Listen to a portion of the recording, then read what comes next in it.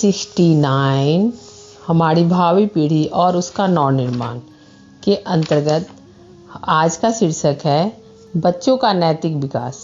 इसके पहले हम लोगों ने पढ़ा था कि भावी पीढ़ी का निर्माण यूँ करें, यानी कि अभिभावक के रूप में हमारे क्या कर्तव्य हैं, क्या उत्तरदायित्व हैं, हम कहाँ कहाँ किन छोटी छोटी बातों में गलतियाँ करते हैं और बच्चे हमारा फॉलो करते हैं, अनुकरण करते हैं। तो नहीं, हम अपने आप को खुद उनका आइडियल बनाएं ताकि वो हमारे व्यवहार से सीख सके, क्योंकि बच्चों को प्रथम पाठशाला माँ बाप ही होते हैं, उनका घर ही होता है। अध्यापक भी होते हैं, हम अभिभावक भी होते हैं। बच्चों का नैतिक विकास आज का शीर्षक है। इसके अंतर्गत देखा जाए कि क्या मुख्य बिंदु बताए जा रहे हैं। आचरण के लिए समाज द्वारा निर्धारित नियमों के अनुसार चलना ही नैतिकता मानी जाती है। अतः विभिन्न समाज द्वारा आचरण के लिए निर्धारित विभिन्न नियमों के अनुसार नैतिकता के स्वरूप में कुछ भेद पाया जा सकता है। इस प्रकार एक ही समाज के विभिन्न वर्गों की नैतिकता के स्वरूप में भी विभेद पाया जा सकता है। अच्छे तथा बुरे व्यवहार संबंधी किसी वर्ग के विचार के अनुसार ही यह निर्णय किया जा सकता है कि उस वर्ग के व्यक्तियों के लिए नैतिक व्यवहार क्या है। बिल्कुल, चूँकि हम सामाजिकता और पारस्परिक सद्भावना से सहित जीवन जीते हैं, हम मनुष्य एक सामाजिक प्राणी हैं, तो समाज के द्वारा निर्धारित कुछ नियम होते हैं जिनको हमको फॉलो करते हैं तो हम नैतिक माने जाते हैं, वो नैतिकता हमारी होती है। तो उसी संबंध में बताया जा रहा है कि कहीं कहीं पर विभिन्न समाज द्वारा आचरण के लिए निर्धारित नियम अलग अलग हो सकते हैं, लेकिन उस वर्ग के आधार पर ही यह तय किया जाता है कि उसका नैतिक व्यवहार रियल में सही है कि गलत है। अच्छे नैतिक व्यवहार के लिए कुछ बातों की आवश्यकता होती है। पहला है अच्छा स्वास्थ्य, दूसरा है संवेगात्मक सुरक्षा, दूसरे से प्यार और आदर पाने की प्रवृत्ति, तीसरा है विभिन्न भावनाओं के प्रकाशन के लिए स्वास्थ्यकर साधनों की प्राप्ति जिससे व्यक्ति अवांछित मार्ग की ओर न झुके, चौथा है कुछ आत्म नियंत्रण रखना जिससे बचपन जैसी प्रकृतियों पर आवश्यक रोक रखी जा सके, पांचवा है सामाजिक दृष्टिकोण का सदा विस्तार होते रहना चाहिए जिससे व्यक्ति दूसरे के प्रति सहानुभूति और सहिष्णुता दिखला सके और दूसरे के अधिकारों और सुविधाओं पर ध्यान दे सके, छठा है उचित वस्तुएं प्राप्त करने के लिए प्रेरणा का रहना और उचित कार्य को ही करने में संतोष प्राप्त करना। ये बताया जा रहा है कि ये सब नैतिक व्यवहार होते हैं हमारे, जिसके लिए अच्छा स्वास्थ्य होना जरूरी है, क्योंकि हम स्वस्थ रहेंगे तभी हम स्वस्थ मन से स्वस्थ काम कर पाएंगे। दूसरी बात है कि हम आदर मान सम्मान मनुष्य का एक पाने का एक लालसा होती है और हम वैसा ही व्यवहार करें जैसा हम दूसरे के व्यवहार दूसरे से अपेक्षा करते हैं। और इसी तरह है विभिन्न भावनाओं को प्रकाशन के लिए अपनी कुछ भी बातें रखनी हो तो हम एक स्वस्थ तरीके से रखें, फिर कुछ आत्मनियंत्रण भी रखें, बचपन से ही अपनी प्रकृतियों पर बचपन के जैसे जिससे बचपन की प्रकृतियों से ध्यान रखें, बचपन की क्या वृत्ति है प्रकृति है, अपने भावी पीढ़ी का भी ध्यान रखें, सामाजिक दृष्टिकोण रखें, फिर इसी तरह उचित वस्तुएं प्राप्त करने के लिए प्रेरणा का रहना, अंदर से उत्साह होनी चाहिए और उचित कोई भी प्राप्ति करने के लिए उचित मार्ग अपनानी चाहिए। बच्चा न तो नैतिक होता है और न अनैतिक, वस्तुतः वह तो विनैतिक होता है क्योंकि उसका व्यवहार नैतिक नियमों द्वारा अनुशासित नहीं होता। नैतिक व्यवहार दिखलाने के पहले बालक को यह सिखाना चाहिए कि उसका समाज किस वस्तु को अच्छा और किसको बुरा कहता है। यह सब धीरे धीरे वो अपने मित्रों, शिक्षकों तथा माता पिता से सीखता है। यदि समाज द्वारा मान्य व्यवहार बालक के लिए सुखद है तो उसे वह शीघ्र सीख लेगा और उस प्रकार के व्यवहार दिखलाने की उसकी आदत हो जाएगी। अतः उचित पथ प्रदर्शन और शिक्षण से माता पिता तथा शिक्षकों को यह देखना चाहिए कि सामाजिक संदर्भ में बालकों के अनुभव संभव सुखद हो, तभी वे सरलता से नैतिकता का पाठ सीख सकेंगे। यदि बालक को कोई कार्य करने के लिए विवश किया जाता है तो वह कुछ भी न सीख सकेगा। अतः स्वाभाविक रूप से ही उसे सब कुछ सिखाने का प्रयत्न करना चाहिए। यहाँ बताया जा रहा है कि हम अभिभावक के रूप में समझे कि हमारा बच्चा न तो नैतिक होता है न अनैतिक होता, वह विनैतिक होता है। इन सब दोनों बातों से वो परे होता है और उसका नैतिक नियमों द्वारा अनुशासित नहीं होता, क्योंकि नैतिक व्यवहार सिखलाने के लिए हमें यह सिखाना चाहिए कि समाज किस वस्तु को अच्छा और किसको बुरा कहता है।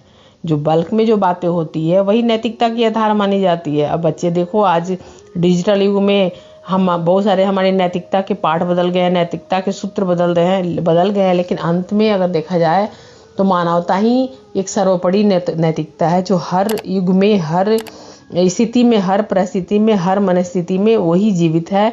और उसको जीवित बनाए रखने के लिए हम अपने बालकों को प्रेरित करें, और बालक को सिखाने के लिए माता पिता और शिक्षक एक सबसे बड़े सूत्रधार होते हैं। तो हम अपने बच्चे को कोई बोझिल और ऐसा ना सिखाएं, बल्कि स्नेहिल होकर कुछ ऐसी बातें सरल तरीके से सिखाएं ताकि वो नैतिकता की पाठ को पढ़ सके। अब है नैतिक व्यवहार का विकास। नैतिक विकास के 2 अंग किए जा सकते हैं। पहला नैतिक व्यवहार का विकास और दूसरा है नैतिक प्रत्यय का विकास। इन दोनों अंगों पर हम नीचे विचार करेंगे। पहला है नैतिक व्यवहार का विकास और दूसरा है नैतिक प्रत्यय का विकास। इन दोनों अंगों पर हम नीचे विचार करेंगे। सामाजिक रीति रिवाज के अनुसार व्यवहार दिखा पाना बच्चा कई वर्षों में सीख पाता है। यदि उसके ऊपर मनोवैज्ञानिक नियंत्रण रखा गया और उसके विविध अनुभव सुखद बनाए गए तो वह नैतिक व्यवहार दिखलाने में समर्थ नहीं होता। आवश्यक ज्ञान देने के बाद उदाहरण द्वारा यह दिखलाना चाहिए कि उस ज्ञान को क्रियान्वित कैसे किया जाए। कुछ विशिष्ट परिस्थितियों के संदर्भ में ही बालक को नैतिक व्यवहार सिखलाया जा सकता है। बहुत अच्छे तरीके से यहाँ बताया जा रहा है कि सामाजिक रीति रिवाज के अनुसार व्यवहार दिखा पाना बच्चा कई वर्षों में सीख पाता है। यदि उसके ऊपर मनोवैज्ञानिक नियंत्रण रखा गया और उसके विविध अनुभव सुखद बनाए गए तो वह नैतिक व्यवहार दिखलाने में असमर्थ नहीं होता है, क्योंकि ज्ञान देने के बाद उदाहरण द्वारा यह दिखलाना चाहिए कि उस ज्ञान को क्रियान्वित कैसे किया जाए। बच्चे को जब हम प्रैक्टिकल रूप से नहीं समझाते हैं तब तक उसको हम नैतिक व्यवहार भी नहीं सिखा सकते हैं और मनोवैज्ञानिक नियंत्रण भी नहीं रख सकते हैं। तो इसलिए नैतिक व्यवहार दिखलाने के लिए हमें उदाहरण पेश करना होता है। नैतिक व्यवहार सिखाने के लिए सर्वप्रथम बालक को यह सिखाना चाहिए कि घर पर उचित व्यवहार कैसे दिखलाना चाहिए। इसके बाद स्कूल जाने लगने पर उसे स्कूल के नियमों के अनुसार नैतिक व्यवहार दिखलाने का प्रयत्न करना चाहिए। तब उसे यह सिखाना चाहिए कि खेल के मैदान में नैतिक व्यवहार का तात्पर्य क्या होता है। यदि घर, स्कूल और खेल के मैदान के नैतिक नियम समान न होते हुए, अर्थात यदि व्यवहार संबंधी उनमें कुछ विरोध होता है, तो बालक विस्मित होता है कि एक परिस्थिति में उसके किसी व्यवहार की क्यों प्रशंसा की जाती है और दूसरी परिस्थिति में उसी प्रकार के व्यवहार की क्यों निंदा की जाती है। ऐसी स्थिति में नैतिक प्रत्यय का विकास करना उसके लिए बड़ा कठिन हो जाता है। उदाहरणार्थ, यदि बालक को चुपके चुपके संदूक से मिठाई निकालकर खाने की सुविधा दे दी जाती है तो वह यह नहीं समझ पाता कि दूसरे बालकों की पेंसिल चुराने पर उसे क्यों दंड दिया जाता है। कहने का अर्थ यह है कि चोरी करना प्रत्येक स्थिति में अनैतिक माना जाना चाहिए, चाहे वो घर में हो, स्कूल में हो अथवा खेल के मैदान में हो। यहाँ पर प्राय हम देखते हैं कि नैतिक व्यवहार सिखाने के लिए हम क्या करते हैं, कोई बच्चों को ज़्यादा तवज्जो देते हैं, किसी को कम देते हैं। तो एक तरह से यहाँ पर पक्षपात की भी जब वृत्ति होती है तो हमारा बच्चा एक तरह से अनबैलेंस हो जाता है, उसका व्यवहार असंतुलित नहीं होती है। तो हम बिल्कुल अभिभावक के रूप में उसके प्रथम पाठशाला भी हैं और अध्यापक भी हैं। तो हम ऐसा कोई व्यवहार ना करें जिससे हमारा बालक का जो है या बालिका जो भी है उसको एक तरह से उसके अंदर असंतुलन पैदा हो, चाहे उसके व्यवहार में हो चाहे उसकी नैतिकता में हो। नैतिक व्यवहार का सीखना संयोगों पर नहीं छोड़ा जा सकता, न उसे बालक के प्रत्यय और भूल संबंधी अनुभवों पर ही छोड़ा जा सकता है। बालक को नैतिक व्यवहार सिखलाने के लिए 4 प्रमुख सिद्धांतों पर विशेष ध्यान देना चाहिए। पहला, नैतिक व्यवहार को समाज द्वारा स्वीकृत नियमों पर चलना चाहिए। दूसरा, बच्चे को स्पष्टता यह बतला देना चाहिए कि क्या उचित है और क्या अनुचित। तीसरा, समझने योग्य हो जाने पर बालक को यह बतलाना चाहिए कि क्यों कुछ बातें ठीक मानी जाती है और दूसरी गलत। चौथा, बच्चों के पथ प्रदर्शन का भार जिनके ऊपर है उन्हें यह देखना चाहिए कि उचित व्यवहार के साथ बच्चे को सुखद अनुभव मिलते हैं और अनैतिक व्यवहार के साथ दुखद अनुभव मिलते हैं। अर्थात नैतिक व्यवहार पर बच्चों को पुरस्कार देना चाहिए अथवा उसकी प्रशंसा की जानी चाहिए और अनैतिक व्यवहार पर उसे दंड देना अथवा उसकी निंदा करनी चाहिए। हम अपने बच्चे में ही देखते हैं, कई बार बच्चे जो है अपने आपस में ही भाई बहन में बात करते हुए कई अनैतिक कार्य या अनैतिक लड़ाई झगड़े कर लेते हैं। तो हम उन्हें डांट फटकार करके उनको तत्काल सुधारते हैं या बताते हैं, उनके अंदर एक जिम्मेदारी, उनके अंदर एक भावना तय करते हैं कि नहीं तुम्हें ऐसा नहीं करना चाहिए या फिर ऐसे करते हो तो इसका क्या परिणाम होता है।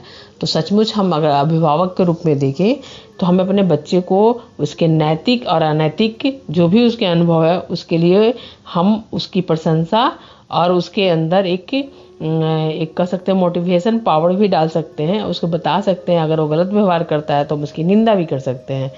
किसी भी आदत निर्माण का यह मनोवैज्ञानिक नियम है कि इसमें कभी छूट नहीं देना चाहिए, अर्थात आदत को दृढ़ करने के लिए एक अवसर को भी न खोना चाहिए। नैतिक आदतों के संबंध में यह नियम लागू करना चाहिए कि नैतिक शिक्षा के क्रम में कभी विरोध ना दिखलाई पड़े। जो बात आज गलत मानी जाती है उसे कल भी गलत कहना चाहिए। यदि इस स्थिरता की रक्षा ना की गई तो बालक की समझ में कुछ नहीं आएगा। इस स्थिरता के अभाव में बहुत से बालक समस्या घातक हो जाते हैं, क्योंकि वे समझ नहीं पाते कि उनसे क्या अपेक्षा की जा रही है। यहाँ बताया जा रहा है कि ये आदत निर्माण करने के लिए एक मनोवैज्ञानिक नियम है कि इसमें कभी छूट नहीं देना चाहिए। अगर ये गलत है तो बस गलत है। अगर हाँ गलत किसी टाइम पे वो गलत है और किसी टाइम पे वो सही है तो हम कारण सहित अपने बच्चे को बताएं, उसको एग्जाम्पल पेश करके बताएं। अगर हम एक बार उसको गलत कह दिए तो गलत ही होना चाहिए। अब जैसे सत्य है, हमेशा बोला जाता है सत्य बोलना चाहिए, लेकिन अगर किसी की भलाई की बात होती है तो हम कहते हैं कि सत्य नहीं भी बोलते हैं तो सत्य फिर हमारा झूठा नहीं कहलाता है। तो हम अपने बच्चे के अंदर एक व्यवहारिक स्थिरता और नैतिकता की पाठ पढ़ाने के लिए उसको एग्जाम्पल के साथ उसके अंदर ऐसी स्थिरता के भाव मतलब संतुलित करें, उसके अंदर मतलब स्थिर करें, स्थापित करें कि बालक हमारा समस्या कोई भी आए तो उससे वह उसके ऊपर वो घातक सिद्ध ना हो, बल्कि वह उससे समस्या के समाधान के लिए उचित मार्ग ढूंढने के लायक ऐसा मतलब वो अपने अंदर आत्मनिर्माण आत्म विकास कर सके कि वो समस्या का समाधान खुद ढूंढ सके। उसके अंदर एक मतलब कह सकते हैं बीजारोपण कर दें कि वह मतलब उसके अंदर नैतिक विकास हो रहे हैं। यदि वो विकास हो रहे हैं और नैतिक काम कर रहे हैं तो उसकी हमें सराहना की जानी चाहिए। अगर वो गलत कर रहा है तो उसे हम उसको उसके हिसाब से उसकी आलोचना की जानी चाहिए, इस स्तर पर आलोचना की जानी चाहिए ताकि वो समझे कि ये गलत है। उसको हम एग्जाम्पल देकर भी समझा सकते हैं। तो बच्चों का नैतिक विकास हम कैसे करें, तो ये हम अब इस टॉपिक में समझे हैं। अब इसी नैतिक विकास के अंतर्गत आगे फिर हम लोग नेक्स्ट डे मिलते हैं और समझते हैं कि क्या बताया जा रहा है। सभी को प्रणाम।